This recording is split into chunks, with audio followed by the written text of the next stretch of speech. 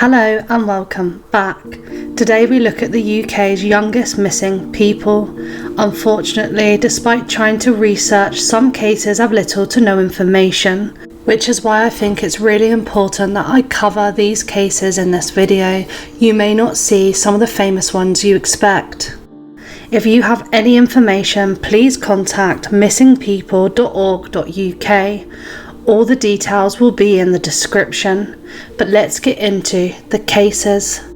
First, we start off with Holly Bringan, who is the youngest person to ever be reported missing in Scotland. She was just 2 years old at the time of her disappearance, which happened on the 22nd of October 2009. She was reported missing by her father, who was a police officer, Douglas, after repeated attempts to contact her mother, Selina, failed. Selina was an IT specialist and had knowledge of how to create and open bank accounts without a trace. She was described as a white female who was 39 at the time. She may use the first names Selina and the last names O'Brien, Dingwall and Barnes. It was reported that Selina disappeared with Holly after she lost a court order with Douglas, Holly's father. The police think that her skills in IT helped her create new identities for herself and Holly. She was working in the anti-corruption unit. Douglas and Selina had split up a few months after Holly was born, but remained in contact. The police said the mother had not committed any crime and was a good mum, but appealed for her to get in touch, saying, "We need physical proof Holly is safe and well." They were last seen in North Ayrshire in Scotland in 2009. There has been no recorded sightings of them again. Daniel Entwistle was 7 years old when he went missing on the 3rd of May 2003. He vanished near his home at Copperfield Avenue in Great Yarmouth. On this day, across this bank holiday weekend, he was asked by his parents to pop to the shop. He asked his dad if he could go out on his bike. His father Daniel told him he could, but not too far from the house. He was reported missing after his parents, family and neighbours looked around the local area.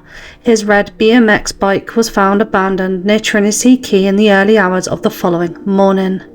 Daniel was spotted at about 3:30 with a group of other boys seen playing near the river at Trinity Quay. The last ever images of him are at 5:05 and it is CCTV footage from the convenience store. It would have taken Daniel about a minute to ride home from the shop, but he simply vanished. Police divers tried to find him in the river. There were police dogs that searched on land and helicopters were at the scene. About 60 uniformed officers joined with lifeboat crews, the Coast Guard and local residents in the search for Daniel, but he has never been found. In 2003, Daniel's mother described her son as an outgoing and pleasant little boy.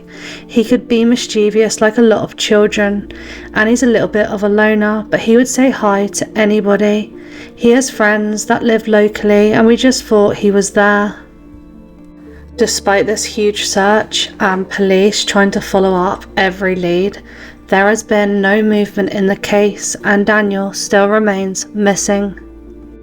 Aleksandrs Benga was 16 when he went missing in Stornoway in Scotland at 8:45 a.m. on the 18th of November 2024. He went missing near the water wheel within the grounds of Lewes Castle. He's autistic and was undergoing a diagnosis for Asperger's at the time of his disappearance. He was staying at Action for Children Crisis Centre to adjust to new medication and manage his emotional outbursts. He's described as 6'2" in height and of slim build with short brown hair. He was last seen wearing a beige jumper and black jeans and had a yellow beanie hat with him. He was reported missing shortly after being seen by the water wheel, but the police have been unable to locate him. Police are urging anyone with information or dashcam footage to come forward. The day that he disappeared, it was very stormy and the temperatures were -9. Unfortunately, there have been no new leads in the case. Jerome Thomas disappeared when he was 15 years old from his hometown of Auoob in Wales on New Year's Day in 2001. He was studying for his mock GCSE exams and was feeling very under pressure and getting into arguments with his parents. At around 1:30 p.m. on New Year's Day, he went from his home near the golf club road for a walk to blow off some steam. He was believed to have gone for a walk along cliff tops wearing a navy blue tracksuit bottom with a stripe, a dark coloured fleece top, a white baseball cap and grey trainers. There were a number of reported sightings of him, including one of him hitchhiking at the hospital roundabout in Cardigan on the day he went missing. He has never been seen again, but the strangest part of this case is that his mother found the same clothes he was wearing soaking wet in the washing basket the next morning. Maria Aldridge was 17 years old when she disappeared in 1968. At the time, she was training to be a nurse in Dudley. On the 28th of February 1968, she made her final contact with her family, a letter to her mother. The content of the letter was happy and expressed an intention to visit in the next coming days. Hospital records show that Maria continued to study at the hospital until at least May 1968, and in May 1968, a John or a Paul Goff, who were believed to be Aldridge's boyfriend, travelled to visit her mother to inform her that Maria was missing. Maria's mother and sister travelled to the student nursing lodgings to look for her in Dudley. They were greeted by the matron, who handed them Maria's belongings, terming her a runaway. Maria had taken nothing with her. She had not collected her paycheck. No one had reported her missing and no one had searched for her. On the 1st of June 1968, a mysterious related advertisement appeared in the Birmingham Evening Mail. It said, "Nurse M, meet 7 p.m, 63 bus, Monday the 3rd of June, hope to see you, Simon." The police investigated this line of inquiry. They also searched the surrounding area, but no trace of Maria has ever been found. The police reopened her case in 2009. Unfortunately, no new details came to light. Next is Auoob Daheeya, who was 15 when he disappeared. Unfortunately, there is barely any information about his case. He went missing from the Alien area on the 14th of September 2018. He's described as 6'1", tall and of a medium build. An appeal was launched in November 2019. In the local press, they asked police for any further details and why this information had only just come to light, but there has been no more information given. Robert Williams was last seen on Sunday, the 24th of March 2002, at a house party in Port Talbot in Wales. He was 15 years old and had left his home on the Friday morning after having an argument with his mum, Cheryl Davies. He then stayed over at an address in the Klein area, a village 2 to 3 miles from his home. Robert made his way to the house party but was never seen again. Robert was familiar with the area and the party would have been attended by many of his friends. 2 people were arrested in 2023 but were bailed with no further charges, and there have been no new leads. The local police declared he was probably dead in 2011. Now we look at the case of Natalie Putt, who went missing when she was 17 years old. She lived with her father and her 11-week-old son in Dudley. Natalie was originally from Wales. At 9 years old, when her mum passed away, she moved to live with her dad, David. Natalie was described as a friend to anyone but able to handle herself. She rebelled in school and was sent on a course where she met Kevin McCallum. They began a relationship and she fell pregnant within months. Kevin said their relationship was fine and normal. Her family say the opposite, that the relationship was toxic and Natalie wasn't happy in it. In June 2003, Natalie had her son, Reese, and that's where she matured. It's reported and said by family and friends that she absolutely loved being a mother, and she was a great mother at that. Natalie told Kevin 6 weeks later that she wanted a break, and then she started to date Chris Millard, whose dad was a family friend and sold her a family horse.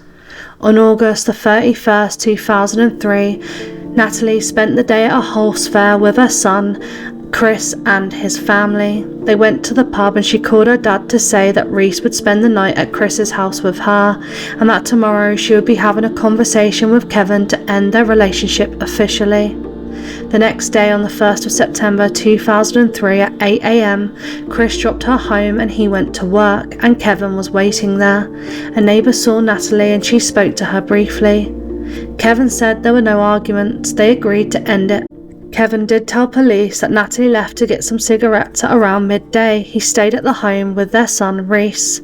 Later that day, he noticed Natalie didn't have her phone and she never returned home, and she was never seen again. There was no trace of evidence of where she went, and she was never found. She was reported missing on the same evening on the 1st of September. Natalie had left her handbag, vouchers, a phone, had taken no other belongings, and her bank card was missing. There were no signs of a disturbance at the home.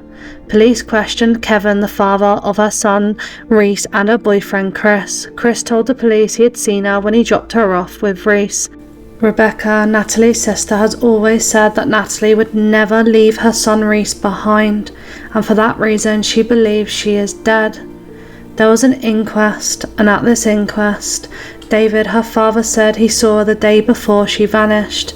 He then eventually took custody of Reese. The police also searched David, her dad's and Natalie's home, and drops of blood were found, but police concluded it was not enough to link it to her disappearance and not consistent with a struggle.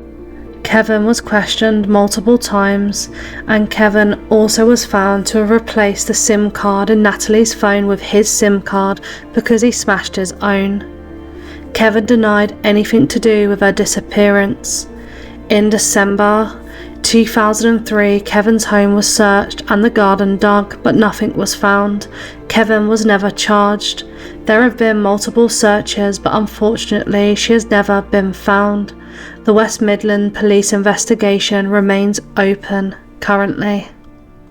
Finn Layland-Stratfield was last seen near Tintagel in Cornwall's youth hostel on July 8, 2017.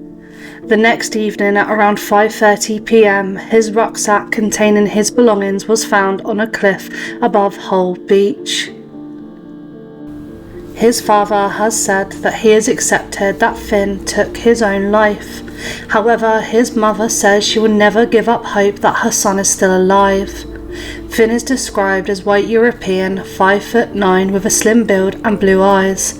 At the time he was last seen, he had dark brown, collar-length hair. He was clean-shaven, with a fair complexion. He has a tattoo of Noah 2005 written on his inner left forearm, and a tattoo of a salamander on the right of his upper back. He was last seen wearing a blue hooded jacket with Superdry written across its chest, and ripped grey and black jeans.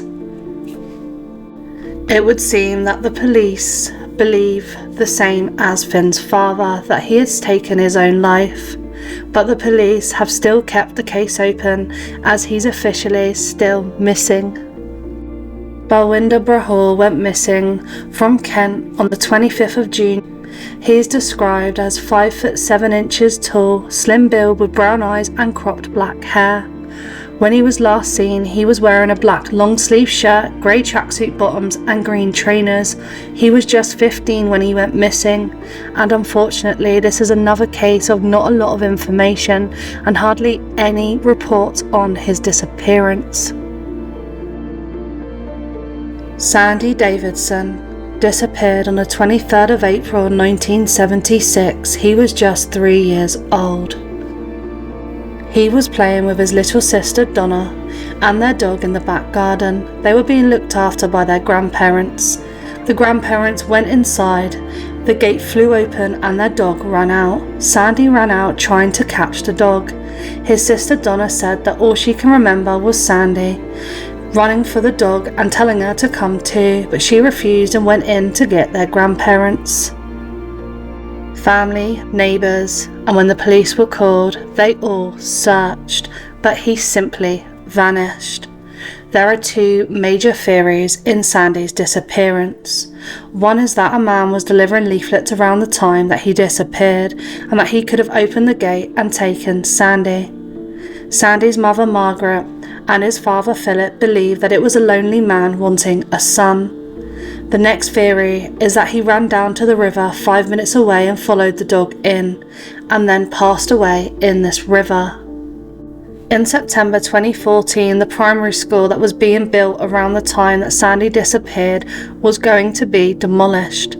The police and the council refused to excavate the land to search for Sandy. In 2015, a new witness came forward and made contact to the police via Facebook. They claimed that they had been abducted by a teenage girl around the same time that Sandy disappeared, but there have been no movements in his case. Kevin Hicks was 16 years old when he disappeared from Croydon on the 2nd of March 1986. He told his family he was going out to buy some eggs, as he had food tech the next day at school. He left his home around 8:30 p.m. He never returned, and his family rang the police and reported him missing. There was a massive search and investigation. Kevin was last seen by someone who knew him at 10 p.m. in Shirley Road, and he was walking in the direction of his home. One theory put forward at an inquest by police was that he may have been groomed, but this was rejected by his family. Regardless of the big investigation, the search and the inquiry, no leads that have been significant, and the case still remains unsolved. Katrice Lee was 2 years old when she went missing in West Germany on the 28th of November 1981. Katrice Lee's father was a soldier, and they were stationed in West Germany. She lived with her father, her mother Sharon, and her elder sister Natasha. Katrice disappeared on her second birthday. On November 28th, they decided that they would go to a shopping complex to buy some items for her birthday. Natasha decided that she didn't want to go shopping while her Aunt Wendy and Uncle Cliff, who also worked for the British Army, had come over for the birthday party. Wendy went to the complex with Katrice and her parents, while Cliff stayed at home and looked after Natasha. It was the last day of pay before Christmas, so the shopping complex was extremely busy. Katrice decided she didn't want to ride in the shopping trolley, so she was carried around the supermarket by her mother Sharon, who placed her down at the checkout.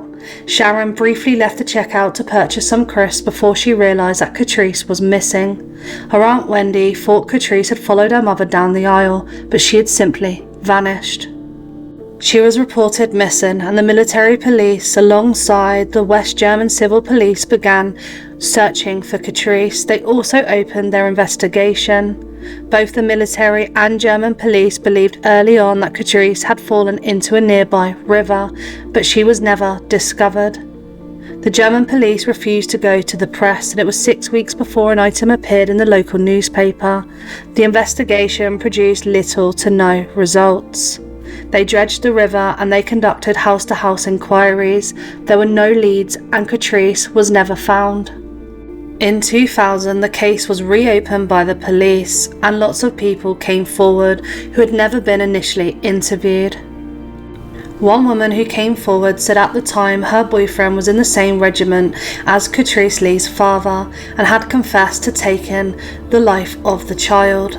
The man now lived in England, and the military police interviewed him, but he denied it, and the woman who gave the details passed away shortly after, so that lead came to an end. Her case was then featured on BBC's Missing Live. After it was featured on the BBC, someone rang Richard Lee, Katrice's father, and said, "Look for your daughter in France." The police took the answer machine tape away, but there was nothing more to the investigation. In 2012, the Royal Military Police apologised to the parents after an inquiry found failings in their investigation. In 2018, they searched the river again, but it uncovered no new information. The latest update in her disappearance is in September 2019. A man who was living in Swindon was arrested in connection with her disappearance, but he was released without a charge. Now we look at a double disappearance of Patrick Warren and David Spencer, who disappeared on the 27th of December 1996 in Birmingham. Patrick was 11 years old and David was 13. On the evening of the Boxing Day, the best friends Patrick and David left their houses to play outside. Patrick was on his brand new bicycle, which had been a Christmas present, while David was walking. The boys had been spotted by a police officer early that afternoon with another group of children playing in a park. The police officer had told them not to play on the frozen pond. After they returned home, they told their parents their plan to visit one of Patrick's brothers that evening. The last known sighting of both the boys was just after midnight by a petrol station attendant who gave them a packet of biscuits. Patrick's red bicycle was found abandoned behind the petrol station near the bins, although the police didn't even realise that it was his until several weeks later. The petrol station said she saw the boys walking towards the local shopping centre. The next day, Derek Warren, which was one of Patrick's brother, went to look for the boys as they found out that they hadn't arrived at the other brother's house. They then informed the police. The police straight away assumed that the boys were runaways, but this wasn't the case. Senior officers actually told the media that there was no reason to suppose that they had come to any harm, which really halted the investigation. They were treated as runaways even though they were children. Now, looking back at the case by lots of media and criminologists, especially David Wilson, it's looked at that the police's initial response was because that Patrick and David were from a working class background. Instead of them being vulnerable, it was assumed they were runaways.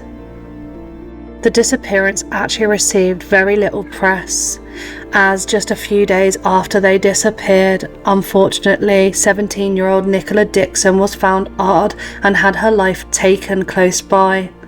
Their killer was found and convicted, but the police say that resources and media attention between Christmas 1996 and New Year's Day in 1997 was dominated by her case instead. They were featured on milk cartons in a campaign launched by the National Missing Persons Helpline in April 1997. Brian Field, who was a convicted paedophile and ex-offender, became the prime suspect in 2001 after he was convicted of the abduction and murder of 14-year-old Roy Tuthill in 1968. Field lived around the area the two boys had been seen last. It was also said that he was seen driving around in a white van. He had previously been convicted in 1986 of abducting two boys in his car and attempting to them. Police interviewed Field in prison on multiple occasions about the boys' disappearance and suspected him of taking their lives, but they didn't have sufficient evidence to charge him. Although there has been fresh appeals for information, there has been no new leads, and the police do believe that Field is possibly the culprit. Field passed away in prison in February 2024 at the age of 87. He never confessed to the crime. This, unfortunately, is another case which you'll find throughout this video. There are quite a few, with little to no media presence or information. Majid Heidari went missing when he was 15 years old from Trafford in Manchester on the 21st of October 2016. Kadia Diane went missing on the 21st of October 2012. She was 16 years old. At around 9 a.m, she was last seen at her home on Winslow Road in Manchester. It's believed that she left the house with her laptop, her prayer mat and spare clothing. It looked like she had somewhere to stay. She was described as being black, 5'4" of slim build with brown eyes and black hair. She was last seen wearing a grey jumper, black skinny jeans, a scarf and was carrying a black bag. It was reported that she was staying in as a residential unit and attending school at the time, and on the day of her disappearance she said she was going to the cinema, but she never returned home. There have been no further information in this case and no new leads. Mark Garvey was 15 years old when he disappeared on the 2nd of March 1987. Mark grew up in Merseyside, and on the day he disappeared he lived in Walton with his 3 other siblings and his mum and dad. He was a very good student in school. He was one of the top performing students in his year. His ambition was to go to law school and become a solicitor. On the day he disappeared on the 2nd of March, he was dating a girl who was also 15 years old. Mark had told his mum that he planned out to go out with his girlfriend later and asked her to sort out his clothes for his date. The mother did, and after getting changed, Mark said he would be back later that night at around 9 p.m. He said to his mum, "I'm going now, mum," and left with the exact amount of money he needed to catch his bus home.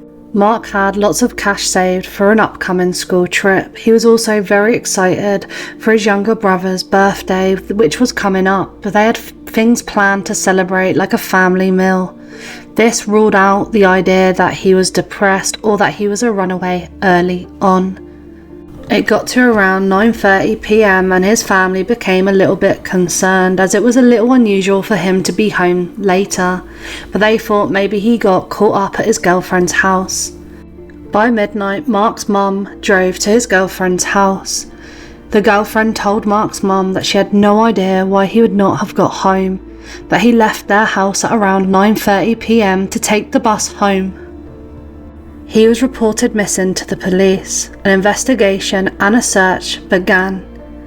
Mark was last seen outside the Jolly Miller pub at a bus stop in the intersection of Mill Lane and Queen's Drive in West Derby. It was the exact bus stop he would need to catch the bus home. It's not known whether Mark got on the bus or not. This is the last time Mark was ever seen. Through their investigation, the police interviewed family, friends, and of course his girlfriend. It came to light that Mark and his girlfriend had argued after he found her with his best friend. He left her home in tears to catch the bus. Afterwards, the police implied heavily that Mark may have been depressed because of this argument and may have taken his own life, but the family disagree. As I stated before, he had cash left over, he had plans for his younger brother's birthday. Yes, he had an argument, but the difficult part of this case is not a lot of information has come out about the argument or the relationship he had with his girlfriend.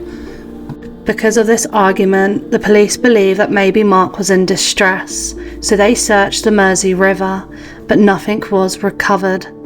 There have been no movement, no new leads in Mark's case. Abiola Olorundare went missing at the age of 17 from London on the 22nd of December 2006. There has been no movement in her case. April Fabb was just 13 years old when she went missing on the 8th of April 1969 in Norfolk. On the day at 1:40 p.m, she left her home to visit her sister's house. She travelled on her bicycle. She had a packet of 10 cigarettes and a handkerchief in her saddlebag and was planning to deliver the cigarettes as a birthday present to her brother-in-law. At 2 p.m, she was seen cycling along the country road, and at 2:15 p.m, her blue and white bicycle was seen lying in a field by 2 workers. A motorist then took the bicycle to the police station. She was soon reported missing to the police, and the police did a huge investigation and search of the surrounding area, but no trace of her was found, and the reason for her disappearance still remains unknown. The police searched 400 houses, conducted hundreds of interviews and recorded close to 2,000 statements. They used thermal imaging cameras in 1997 to look at a well, and in 2010 they also researched the area again. Police later on said that April's case is very similar to the case of Genette Tate. Genette went missing on the 19th of August 1978 at the age of 13 in Devon. Child murderer Robert Black was questioned over both cases. He never admitted to doing them. Both cases remain unsolved, and there's little to no movement in their disappearance. Vera Osagiede was last seen on the 30th of March 2007. She was only 16 years old when she was last seen at her home in Worthing. There has been no further movement in this case and little to no press. Jeffrey Allen went missing when he was 17 years old from the Isle of Wight in 1982. He left home for months at a time previously, so the police appeal came a lot of time afterwards, in the November, until it was finally put to the press. Jeffrey had left the family home without telling anyone where he was going. He mentioned to his sister about going camping on the mainland. In 2005, his family appealed for more information. His mother, Rosemary, told the press in an interview that there had been rumours Jeffrey might have passed away in a fire at Blackpen Farm Lake, but police quashed the speculations after an examination of the crime scene. She said shortly before he went missing that he had a row over the phone where harsh things were said. Jeffrey has a tattoo on his left upper arm with a picture of a swallow and the name Lee. He also has a 1-inch scar on his chin. There has been no further movements in his case. Ben Needham was 21 months old when he went missing from the Greek island of Kos on the 24th of July 1991. On the day he disappeared, Ben had been left to be looked after by his grandparents Eddie and Christine while his mum went to work at the local hotel. Ben had been coming in and out of the farmhouse the family were renovating. At around 2:30 p.m, his grandparents realised he had disappeared. The family first searched the area for Ben, assuming that he had just wandered off or that the boy's teenage uncle Stephen had taken him out on his moped. There was no trace of Ben. They then called the police. The police first found the family as suspects and they interviewed them. This delayed notification of airports and docks. The local area was searched using a helicopter. They even searched waters, ponds, lakes in that area where Ben disappeared, but there was no information gathered. The police said, "We now believe we have searched every possible part of that area and the boy is not there. It leaves us with a great mystery. We have no theories, we have no solutions." Following a request from the UK, the army undertook further searches of the island in January 1993, but again no further information came forward. There have been over 300 reported sightings of boys matching Ben's description, both on the Greek mainland and on Greek islands. Most were reported shortly after he disappeared during 1991 to 1992. In October 2012, British police returned to the island to do another search using new technology. The operation did not detect any trace of Ben. In September 2016, police informed Ben's mum that they had learned that a man from Kos had said that he had accidentally taken Ben's life. He was a digger operator, but this man had now passed away. He said that Ben was buried in building waste to hide the accident. This area was dug up. They found one object that could be identified by the family as being in Ben's possession at the time he went missing. It was a little car that he was playing with. In 2017, Yorkshire Police announced that traces of blood were found on a fragment of a sandal as well as from inside a toy car. Both items are believed to belong to Ben. Despite this, there has been no movement in his case and he still remains missing. Alexander Sloley went missing on the 2nd of August 2008 in Edmonton in North London when he was 16 years old. He disappeared 2 days before his 17th birthday.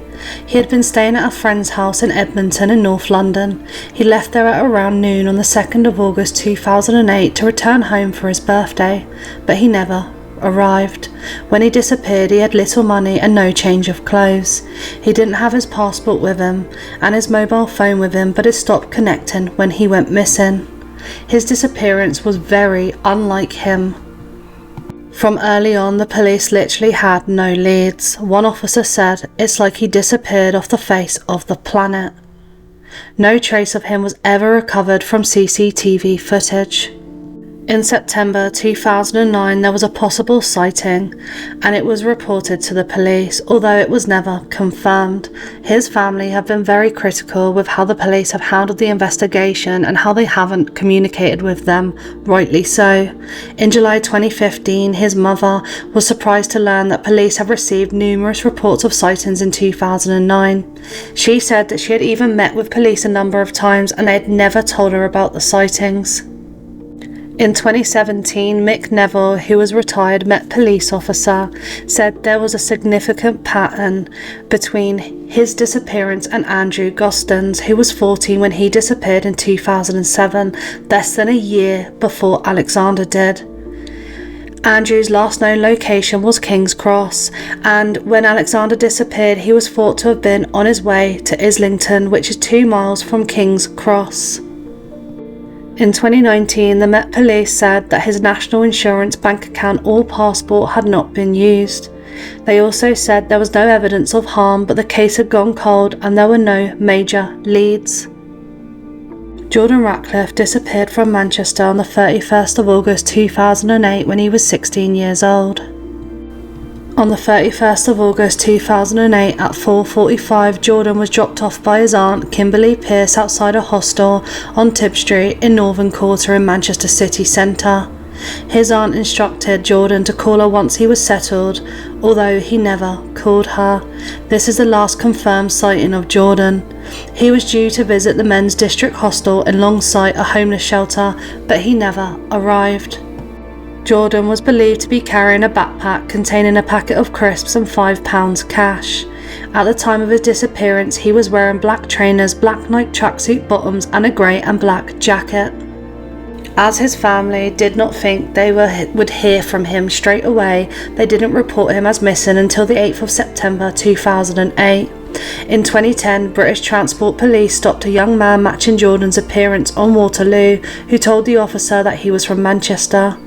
In 2014, police visited Portsmouth following a reported sighting, however, no information was found. In 2015, a computer-generated image of what Jordan would look like now was released to the public, and in April 2017, Ashton Canal was drained as part of the search for Jordan. No information was recovered. Unfortunately, there have been no new leads. And that concludes our video today. Of course, there are some very famous cases like Madeleine McCann and other cases that are very famous that I have already covered. I thought it was important to cover some cases that don't have a lot of media. As always, thanks so much for watching, and until next time.